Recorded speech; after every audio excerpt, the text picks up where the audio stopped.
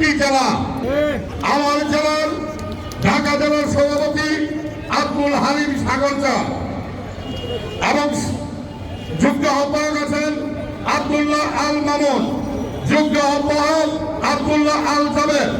নারায়ণগঞ্জ জেলায় আছেন সভাপতি আফজাল হোসেন আজাদ, নারায়ণগঞ্জ জেলার সাধারণ সম্পাদক আওলাদ হোসেন আলো, মুন্সিগঞ্জ জেলার আসাদুল ইসলাম আসাদ সভাপতি, শহীদুল ইসলাম বাবু সাধারণ সম্পাদক, নরসিংদী জেলায় সেলিম মিয়া সভাপতি, কেশব আচার্য সাধারণ সম্পাদক, মোহাম্মদ সাইদ সরকার গাজীপুর মহানগর সভাপতি, আওলাদ হোসেন মোল্লা গাজীপুর মহানগর সাধারণ সম্পাদক, সৈয়দ ইমরান হোসেন সভাপতি গাজীপুর জেলা, জয়ুল ইসলাম আকন্দ রাজু জিয়ামঞ্চ গাজীপুর জেলা সাধারণ সম্পাদক, মোহাম্মদ মিজানুর রহমান সভাপতি মানিকগঞ্জ জেলা, মোহাম্মদ আব্দুল হালিম মিয়া সাধারণ সম্পাদক মানিকগঞ্জ জেলা, মোহাম্মদ জাহিদুর রহমান জাহিদ সভাপতি টাঙ্গাইল জেলা, টিপু তালুকদার সাধারণ সম্পাদক টাঙ্গাইল জেলা,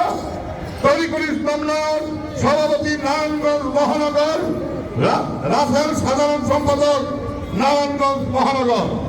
প্রিয় বাহিনা, প্রিয় নেতৃবৃন্দ, এই প্রত্যেকটি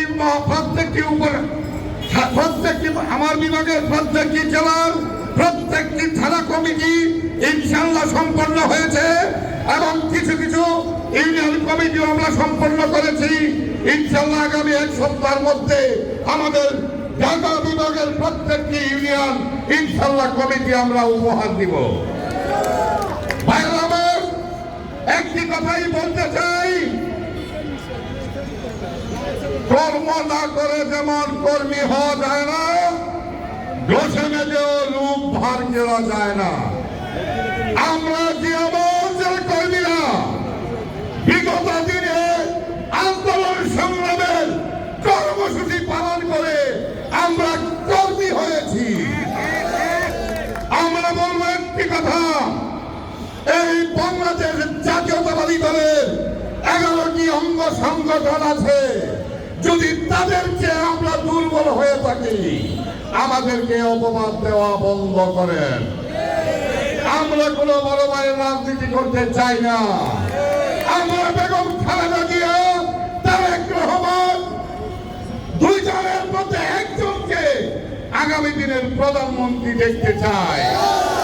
আমরা যেমন আগামী দিনে শহীদ প্রেসিডেন্ট জিয়াউর রহমানের এই নামটি কলঙ্কিত না করে জিয়াউর রহমানের নাম যেন সারা বাংলায় আজীবন সমুন্নত থাকে, সেই চেষ্টা আমরা জিয়ামঞ্চ করে যাব।